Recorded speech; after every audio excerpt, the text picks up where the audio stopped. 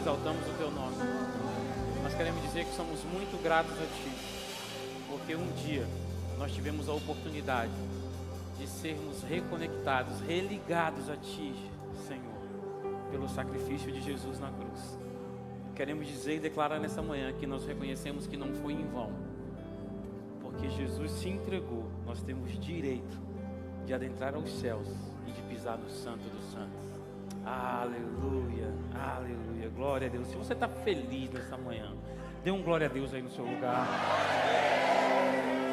Rapaz, a galera viu feliz. Cadê você fala? Glória a Deus. O irmão aqui está sempre feliz. Aí, ó, crente, meu irmão. E eu gosto quando ele fala assim: eu tenho glória aí.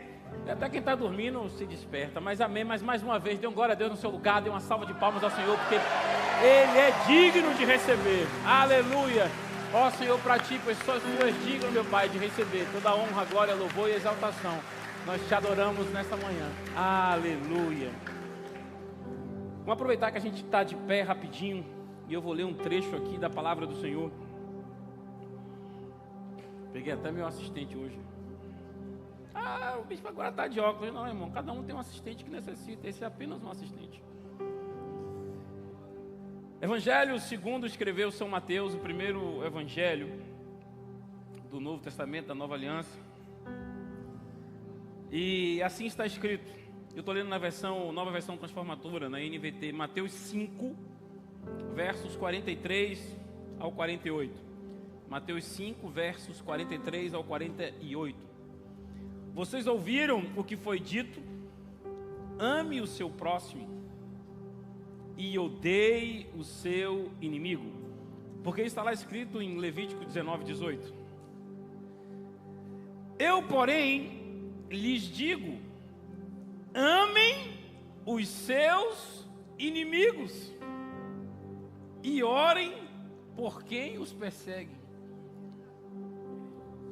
A irmã ali é crente, que ela deu glória a Daça. Mas não é uma palavra fácil, irmão. A gente vai ler até o 48, mas aqui no 44, eu, porém, lhes digo: amem os seus inimigos. Não podia ser um tolerem, Maurício? Um tolerem seria melhor, né? Tipo, tolerem os seus inimigos.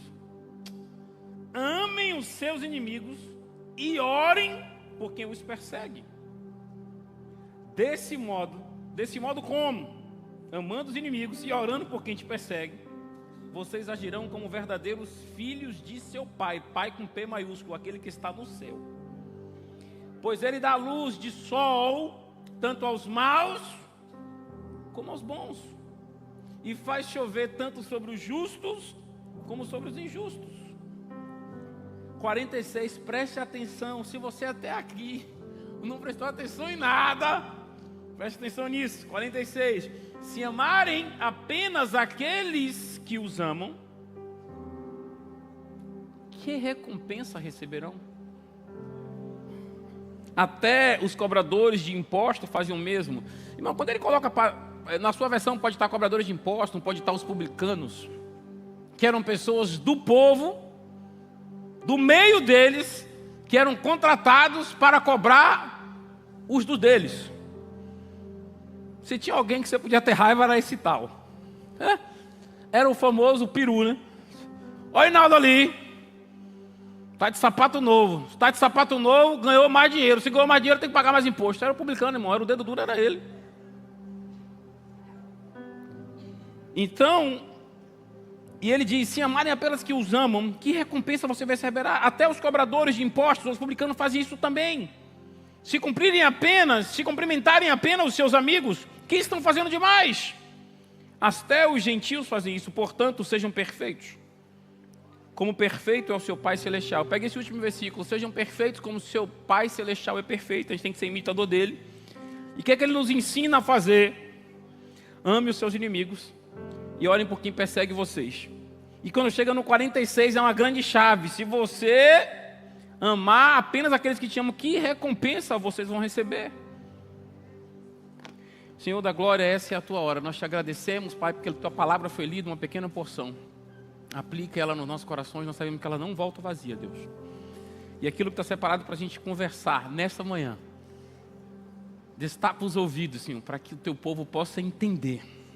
Toma a nossa mente, nosso coração cativo a ti, para que a gente entenda tudo que a gente vai falar nessa manhã. E entendendo, possa pôr em prática, e colocando em prática, possamos cumprir o nosso propósito aqui, nessa caminhada. Em nome de Jesus. Aleluia. Pode se assentar, por favor.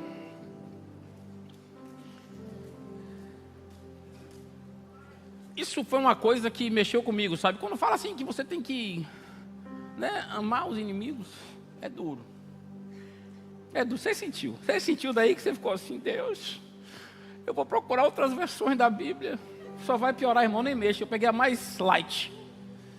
E aí ele fala sobre amar os inimigos, orar por quem persegue você, mas no 46, ele fala, se vocês fizerem assim, vocês têm uma se ele está dando o caminho, ele está dizendo que é para fazer isso, ele está dando uma instrução, quem é que você acha que vai dar recompensa?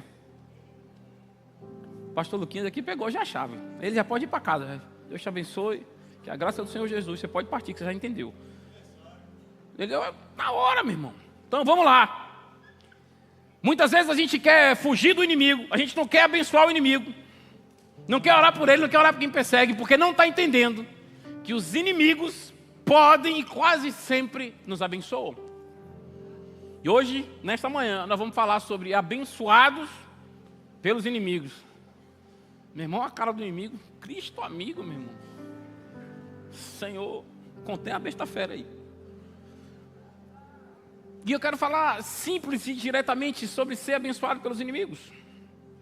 A gente sabe que é fácil ser abençoado por amigos, por aqueles que nos amam, aqueles que estão cercados ou estão à nossa volta e querem que a gente dê certo, que acreditam num chamado que a gente tem, acreditam naquilo que a gente carrega, nos colocam para frente, sempre lançam palavras que são semente para nos largar para cima.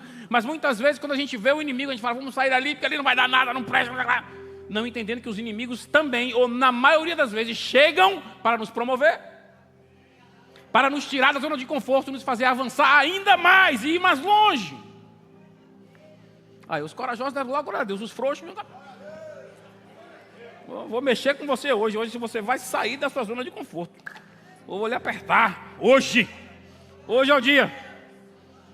Muitas vezes você enxerga alguma coisa como um desapontamento, ou fica triste, se abate e joga no chão. Eu lembro do profeta Elias, meu irmão, vendo o que era o poder de Deus na prática. Arrasou com os sacerdotes todos ali.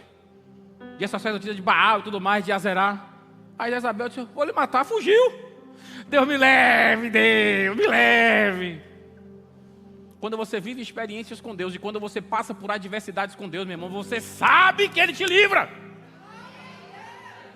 Você tem que ter essa convicção.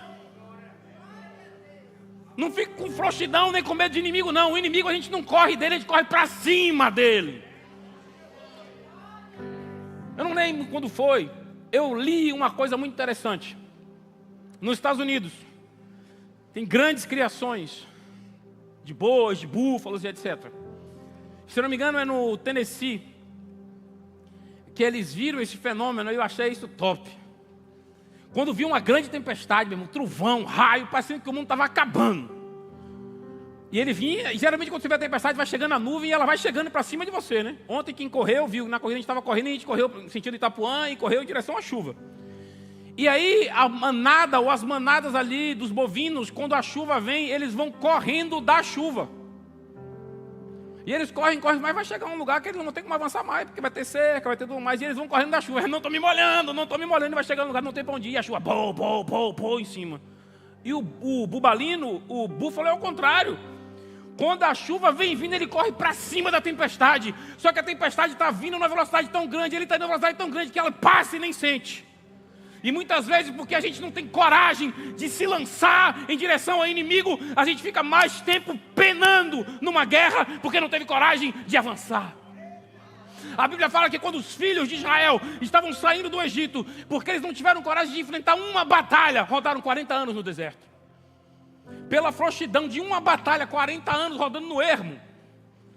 Já começa a entender agora, meu irmão, não fuja de guerra, não fuja de batalha, ela não vem para te abater, ela vem para te promover. Porque isso é o poder que o inimigo tem sobre você, promover você. Te dá notoriedade. Falei bonito agora, falei bonito. Oh, glória.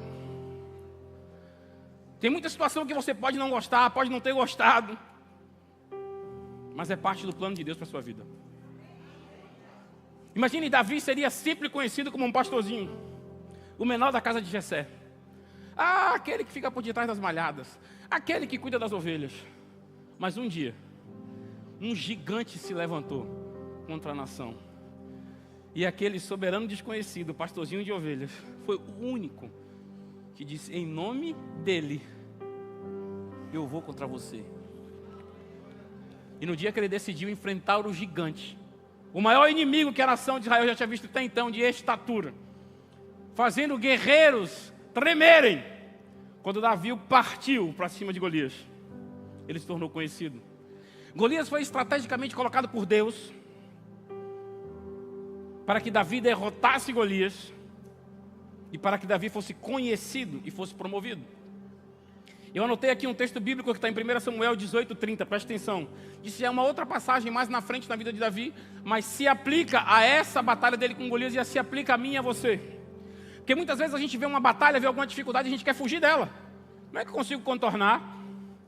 Aí ainda tem uns que querem espiritualizar, viu, Naldinho? A água da vida está em mim, a água contorna. É o super crente, é esse aí. 1 Samuel 18:30, sempre que os comandantes dos filisteus atacavam, Davi era mais bem sucedido contra eles do que todos os outros oficiais de Saul. Assim, o nome de Davi se tornou muito famoso. Por quê? Porque foi para tudo que era batalha e ganhou tudo. Quando você vai para as batalhas e você vence, seu nome se torna famoso. Quando você vai para a batalha e vence, você se torna conhecido. Quando você vai para a batalha e vence, você consegue se estabelecer. Aleluia!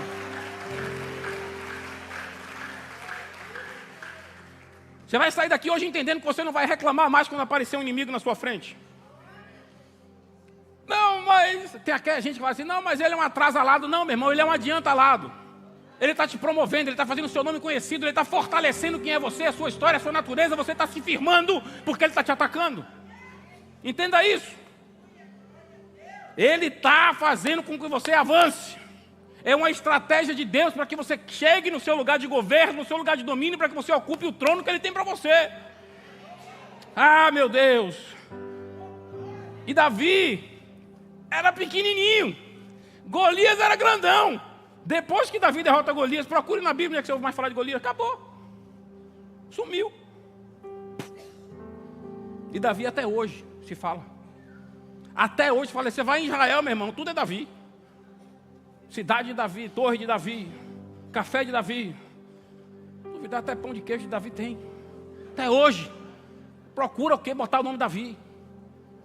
Porque venceu, porque avançou, porque não se acovardou e foi abençoado pelo inimigo. Não tenha medo. O nome de Golias sumiu. Golias foi criado para aquele propósito, para a promoção de Davi. Golias foi criado para aquele propósito, para que Davi o enfrentasse e fosse estabelecido o governo e o trono de Deus na vida de Davi. O destino fosse consolidado. Claro que Deus tem conexões divinas para mim e para você, para que amigos nossos nos façam chegar em lugares diferentes também. Claro que sim. Mas os inimigos também. Então não tenha medo. Se aparecer um inimigo, se alguma coisa se levantou, se uma adversidade, uma dificuldade, não tenha medo. Busque força no Senhor e avance. Amém? Aleluia. Existem Golias ordenados para cruzar o meu caminho, para cruzar o seu caminho, mas nós temos que manter o nosso posicionamento. A Bíblia nos ensina tantas coisas. Se te mostrares frouxo no dia do angústia, sua força será pequena. Sou eu que disse não, irmão, foi a palavra do Senhor mesmo. Se te mostrares frouxo, a frouxidão eu acho que é algo que deve ter um estudo científico. Eu vou perguntar ao pastor Irã, que é psicólogo, mas deve ter um estudo científico. Eu acho que a frouxidão é algo que deve nascer no coração, sabe, no centro das emoções. Não é aquele homem pudim, sabe? Aí vai dizer, mas por que falou homem pudim? Por que não falou mulher pudim? Você já viu homem parir, irmão? A mulher tem uma fibra, um negócio diferente, meu. A mulher... Aí a mulher toda agora, eita glória, glória a Deus. É isso mesmo, é olhar e se espelhar, fibra, força. avançar. Deus quer te levar para um novo nível, uma nova estação, um novo ciclo. Mas como é que passa? Tem Golias, tem gigante. Ainda chega uma fase que chega o de 6 dedos, a Bíblia fala. Já viu isso aí, Jade? Tem um de 6 dedos, irmão. A queda é maior. Muitas vezes Deus coloca o inimigo no nosso caminho para que a gente fique, sabe como? Mais esperto, ó. Arisco. Arisco. Aí, coloca o inimigo para que a gente fique arisco, irmão. E às vezes você não entende isso. Vou contar uma história até para que vocês entendam porque que a arte está assim. Porque quem está aí não entendeu nada, né? Tem peixe nadando, tubarão passando, tem um tubarão gigante ali com um anzol saindo do nariz, tem um barco de pesca aqui e um bocado de peixe nadando, você vai entender agora. E você vai entender porque que na maioria das vezes, quando alguma coisa acontece, você acaba ficando mais esperto. Quando chega um inimigo, uma situação adversa, pense que você está na rua. Para quem é casado, você está na rua com sua esposa, mulher da sua vida, sua princesa que Deus te deu. Aí você vê uma situação, alguma coisa que pode comprometer ela. Meu irmão, você fica logo nos cascos, ó. Arisco. Claro. Aí libera tanta coisa, né? Ocitocina, adrenalina, noradrenalina. Você... Arisco esperto. Entender agora. O Japão, apesar de ser uma ilha, um arquipélago, são várias ilhas, e não é tão grande comparado com o Brasil, que é um país de dimensões continentais, né? Per capita é um povo que come uma quantidade de peixe absurda. O japonês come mais peixe que, meu Deus. Só que o japonês, ele tem um paladar tão refinado, porque é uma cultura tão milenar, que ele sabe o gosto do peixe que ele quer sentir.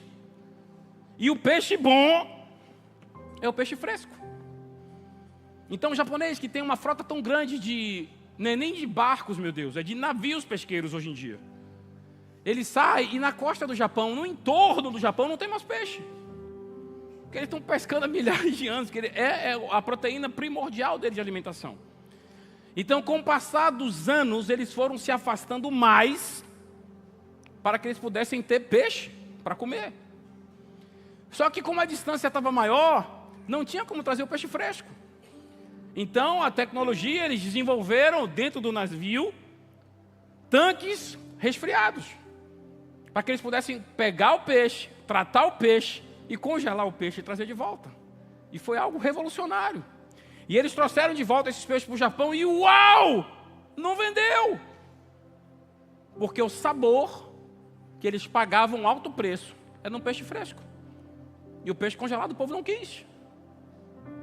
E aí acabaram vendendo para outros lugares do mundo. E a indústria da pesca japonesa já estava fadada a acabar. Até que alguém teve uma grande ideia. Não, se o navio nós temos grande porão embaixo. Em vez de fazer algo refrigerado, vamos colocar tanques. Vamos pescar o peixe, colocar dentro do tanque e vamos levar o peixe vivo. Resolveu. E eles começaram a pescar nessas mesmas grandiosas distâncias do Japão, com aqueles viveiros, literalmente viveiros, colocando o peixe ali e voltavam para o Japão com o peixe vivo. Só que o que acontecia? O peixe dentro daquele lugar ali, todo mundo apertadinho, chegava um determinado momento, questão de horas, menos de um dia, ele já parava de se mexer e ficava estático, vivo, mas paradinho. E quando ele chegava no Japão vivo, ele estava abatido e o sabor da carne não era mesmo. Não era mesmo.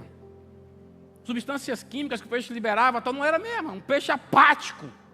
Não teve comércio nem valor. Aí se chegasse para você uma consultoria dessa, como é que você resolveria o problema? Alguém gênio disse assim, vamos fazer a mesma coisa. Vamos colocar os peixes no tanque vivo, mas vamos pegar um tubarão de pequeno porte e colocar no tanque com eles. Claro que o tubarão comeu alguns, mas o restante dos peixes, irmão, não pararam de nadar. Era se batendo, era tudo arisco. Tchá, tchá, tchá, tchá, tchá, tchá, tchá, tchá, tchá, tchá. Não parou nunca. E quando chegou no porto, estavam vivíssimos. E o preço que era pago era muito alto, porque era um peixe extremamente fresco. Porque tinha uma adversidade ali dentro. Entenda, quando você está no meio de uma adversidade, seu valor sobe. Você é mais caro, você é mais valorizado, porque sabe que você não vai correr. Você está ali, ó, e você está ligado em tudo arisco. É! Aleluia! Esses dias no estudo dos homens, eu não esqueço essa passagem, porque eu falei alguma coisa nisso já no dia, por isso que eu falei, não vou pregar sobre isso. E eu dei um comentário que o que me marcou no comentário na terça-noite foi a risada do professor Domingos. Eu falei assim, tem um bocado de gente que não corre. Pega um pitbull, solte atrás de um miserável desse, ele vai pular muro, vai subir prédio. Porque na adversidade você cresce. Corra ali, meu filho, não consigo não. Estou com um estirão aqui na perna. Solta o cachorro aí. Vem, Totó! Na adversidade, irmão, gigante. Gigante. Olha, vem o outro ali, vem, Totó. Então comece a entender que inimigos se levantam para te promover, para te estabelecer, para consolidar quem você é, o seu reinado, o seu trono, a sua posição, o seu lugar. Mas você não pode se mostrar frouxo. Entenda que o inimigo te promove. É ele que vai ser abatido e você que vai ficar de pé sobre ele.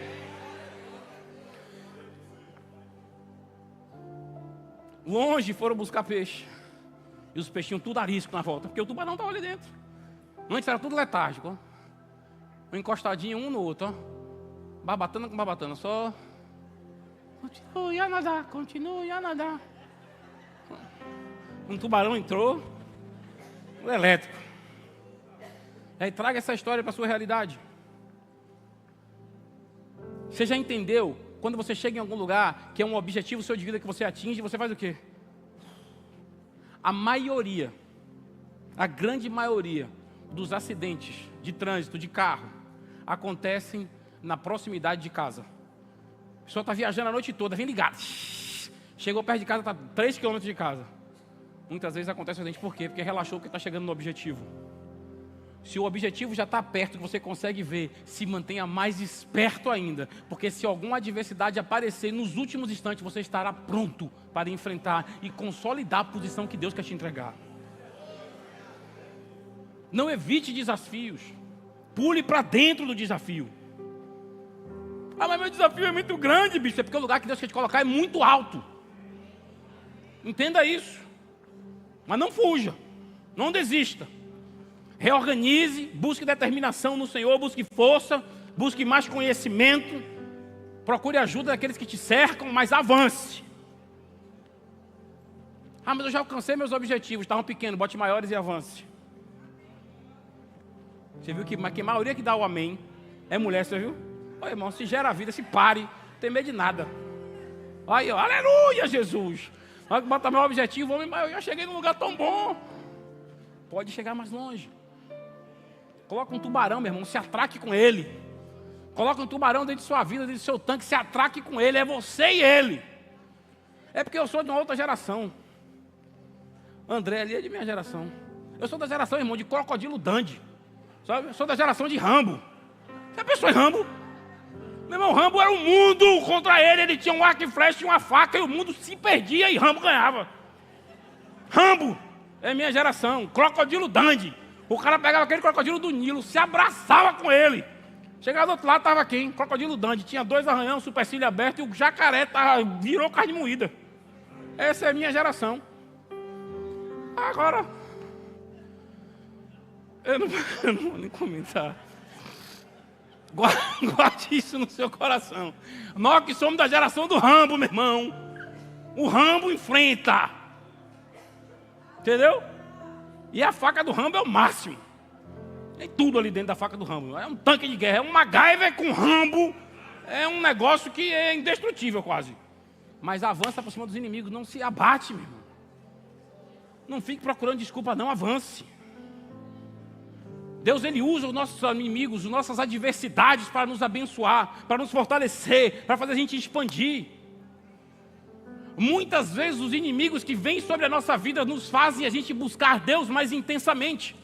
Faz a gente viver uma vida de propósito, de oração. Muitas vezes a gente vive uma vida muito dispersa de Deus e não está conectado ao Senhor. Uma adversidade vem, meu Deus, eu te amo, Pai, tu sabes, Deus. Jejua e tudo. Então os inimigos mudam a nossa rota, mudam a nossa rotina, mas não é para bater, é para fortalecer. Eu já dei esse exemplo tantas vezes aqui, mas toda vez eu dou, porque eu acho que vai consolidando na cabeça. Eu dou sempre o exemplo da atividade física. Olha o mundo aí, da sua geração de Arnold também, Arnold. Olha a geração dessa. O músculo, para crescer, ele tem que partir, se arrebentar a fibra. Por isso que a pessoa no outro dia está arrebentada, tudo dolorido, tudo doendo, porque quebrou tudo, partiu. Mas quando ele volta a se reconectar as fibras, volta maior. Parte para multiplicar, parte para crescer, parte para fortalecer. Creia nisso. Mas fulano está fazendo chacota de mim. Ele me persegue porque você não entende. Vi que não é geração do Rambo. É necessário, meu irmão, você não ficar onde você estava na mesmice, para você avançar, sair daí, entendendo que o inimigo te abençoa, que o inimigo te promove, que coloca você sobre novas perspectivas. Entendendo isso. Quando você é exposto, né, e quando tem a oposição de inimigos, aqueles que tentam te barrar para você não seguir em frente, aí é que você vai crescer e multiplicar. E o curioso é que na Bíblia, Davi diz no Salmo 23, preparas uma mesa na presença, meu Deus, preparas uma mesa para mim, na presença dos meus. Veja se Deus vai preparar para você um fast food numa lanchonete escondida num bairro distante. Não, irmão, ele vai montar uma estrutura tão grande que os que estão próximos vão ver, mas os inimigos vão contemplar. Essa é a mesa que eu tenho para ele, é na frente de vocês, porque se vocês vierem, é porrada em todo mundo. Porque aqui não tem frouxo não. É isso que Deus está querendo mostrar. A mesa para os inimigos é montada na presença deles. Não é escondido. Porque o lugar que Deus vai te honrar é na presença de todo mundo. Tem amigo, tem inimigo. Quando ele decidir te honrar, que vê que você está caminhando e não está recuando, vou te honrar. E é na presença dos inimigos que eu vou estabelecer você e o seu caminho. Meu Deus! Deus não fará no reservado, Deus não fará no secreto, Ele vai falar no meio de todo mundo. Quando Deus diz assim, sua vez chegou, é agora, meu irmão, não é escondido não. Não é num fast food não, é uma mesa, um banquete que Deus está preparando. Assim como Ele fez com Davi, num lugar de destaque, tão grande, que não só os amigos viram, mas acima de tudo os inimigos também, Ele vai fazer na sua vida. Tem coisas que a gente olha na vida e às vezes eu já me perguntei tanto na Bíblia, eu falei, Deus, Jesus sentou à mesa com Judas. Também, Pedro era problemático, tinha outro também problemático, mas Judas, o traidor. E eu fiquei questionando, né? Deus é meu pai, eu pergunto o que eu quero. Judas? Eu entendo várias coisas. A primeira lição que eu tirei no meu coração, conversando com Deus, eu e ele, é porque se meu filho suportou um traidor, por que você não está podendo suportar? Aí eu já fiquei quieto. Miúdo. Se Deus pedisse para eu falar de novo, eu falava miau, miava, porque não tinha voz. Miava. Se ele suportou o traidor, e ele sabia. Porque quando João perguntou, ele disse, aquele que eu molhar o pão e o der, esse vai me trair. Ele sabia que Judas ia trair. Mas eu falei, mas Deus. Ele falou, meu filho, olhe de outro ângulo. Às vezes a gente só quer olhar uma coisa numa perspectiva. E muitas vezes a gente briga e discute com pessoas porque a gente não se coloca no lugar do outro para ver a perspectiva que ele está enxergando. Eu falei, mas Deus, ele era um traidor. Mas como traidor, ele fez uma obra muito maior que os outros. Porque a obra dele, como traidor e inimigo, consolidou o propósito do meu filho. O propósito de Jesus é que era ir para a cruz, meu irmão. E Judas foi aquele que falou, vou anunciar quem é ele, para que ele vá com o propósito dele. Às vezes a gente não entende. Dói muito. Quando você é traído, dói demais. Mas até nisso há um propósito. Se não tivesse acontecido a traição, não teria crucificação. Sem a cruz não tinha ressurreição. Sem a ressurreição não tinha a redenção. A obra completa. Então Judas cumpriu o papel dele. Mesmo como opositor, mesmo como traidor. Foi importantíssimo o papel dele na vida de Jesus.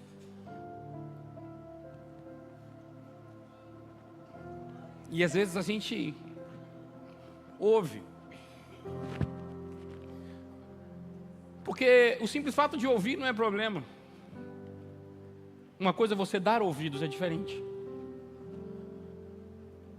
Porque quando a gente caminha e começa a consolidar nosso caminho, vários opositores vão se levantar. A palavra do Senhor, o apóstolo Paulo, quem mais escreveu ali, meu irmão? No Novo Testamento, a maioria foi escrito por Paulo. Ele fala que tinha um mensageiro de Satanás, um espinho na carne. Claro que era para manter também Paulo com orgulho controlado. Mas isso também fez Paulo avançar muito mais. Então, quando você começa a trilhar um caminho certo, opositores vão se levantar. Eles vão lançar palavras que vão te entristecer. Vão lançar palavras que vão te desencorajar. Vão fazer palavras que vão fazer, ou vão tentar fazer você se calar. Ou para que você entenda que você não é digno de estar cumprindo um papel que você está realizando. Vão aparecer os murmuradores. Vão aparecer os mexeriqueiros. Vão aparecer aquelas pessoas que não acreditam no seu chamado. Vão aparecer aquelas pessoas que não vão entender, nem vão apoiar, nem vão reconhecer o que você carrega. Aí você vai dizer, mas por que você está afirmando isso? Porque isso aconteceu com Jesus. A Bíblia conta no Evangelho de Lucas. Jesus estava pregando e operando milagres. 4 amigos. Eu falo 4 amigos, irmão, porque para carregar um paralítico, você tem que ser amigo dele. 4 amigos carregaram um paralítico e chegaram num lugar que eles queriam levar aquele paralítico à presença de Jesus, porque eles sabiam que Jesus podia transformar aquela situação. E não tinha como eles entrarem, nem chegarem onde Jesus estava. Eles não desistiram, porque quando a adversidade aparece e você é corajoso, você não desiste na primeira dificuldade. Eles subiram na casa, eles destelharam uma casa de uma pessoa alheia e eles desceram uma maca com corda. Isso no Evangelho de Lucas. Se você quiser ler isso em casa, eu vou estar aqui a referência certinha para você, se você quiser ler esse texto em casa. Está lá em Lucas, eu anotei aqui em algum lugar, daqui a pouco eu passo para você. Mas eles desceram aquele paralítico. E quando eles desceram aquele paralítico, aqueles 4 homens, aquele paralítico parou na frente de Jesus. Jesus olhou para ele com tanta graça, misericórdia, com amor, e disse: filho, os teus pecados estão perdoados. E era obra de Jesus. Perdoou os pecados e acabou. E aí, os entendidos da lei, os religiosos, os chefes da sinagoga, começaram a murmurar e começaram uma conversinha paralela entre eles. Quem é esse? Blasfêmia. Quem é esse que acha que até os pecados pode perdoar? E Jesus ouviu a murmuração. Jesus viu eles desacreditando no Filho de Deus. E Jesus olhou para eles e disse assim: para que vocês entendam e reconheçam quem eu sou e o que eu carrego.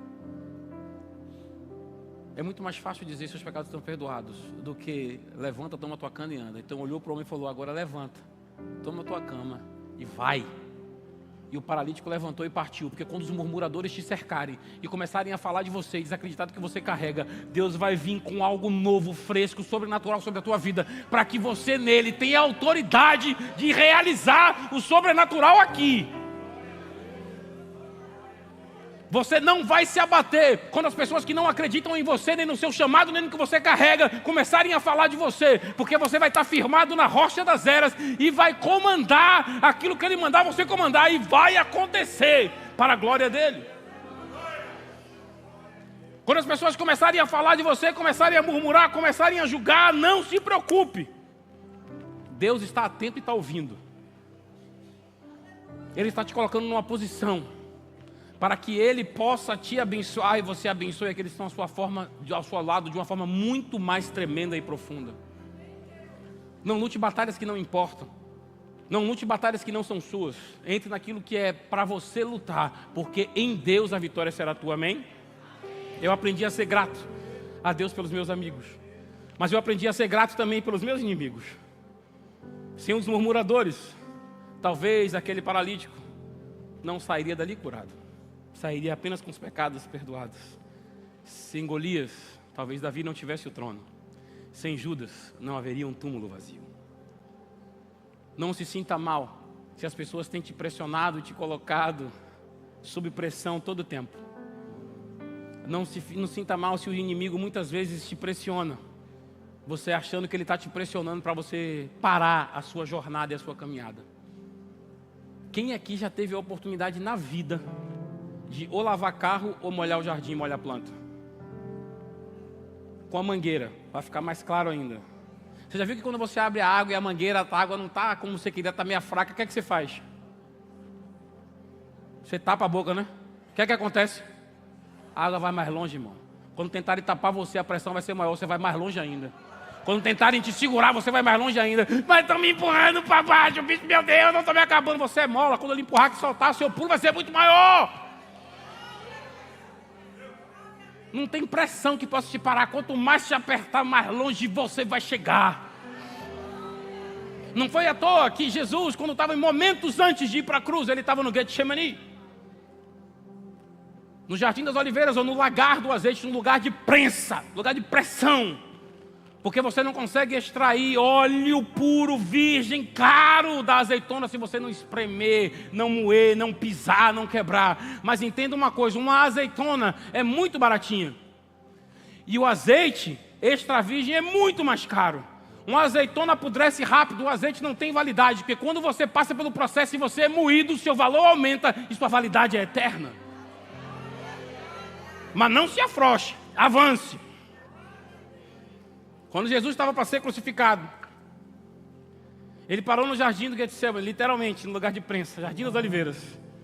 O único jeito de você passar pela prensa é você destilar azeite puro.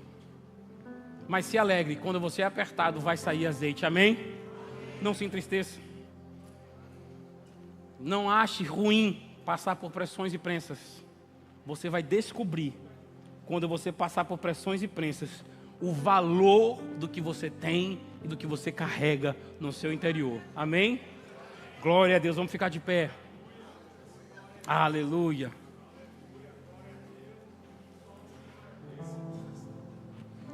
Aí, Lucas 5,17. Quem quiser ler essa história que nós falamos, Lucas 5,17. Então, a partir de hoje, você vai entender que em vez de você, quando tiver uma adversidade, meu inimigo, vá para cima. Quanto mais rápido você correr no sentido da tempestade, mais rápido ela vai passar por você. Então tenha coragem e avance. Não se abata. Amém? Então, se gravar a imagem, grave do tubarão. Se atraque com ele e siga. Amém? Levante suas mãos assim aos céus. Que a graça do Senhor Jesus, o amor de Deus e a comunhão do Espírito Santo seja sobre todos nós. Amém, amém. Deus abençoe em nome de Jesus. Uma semana de vitórias.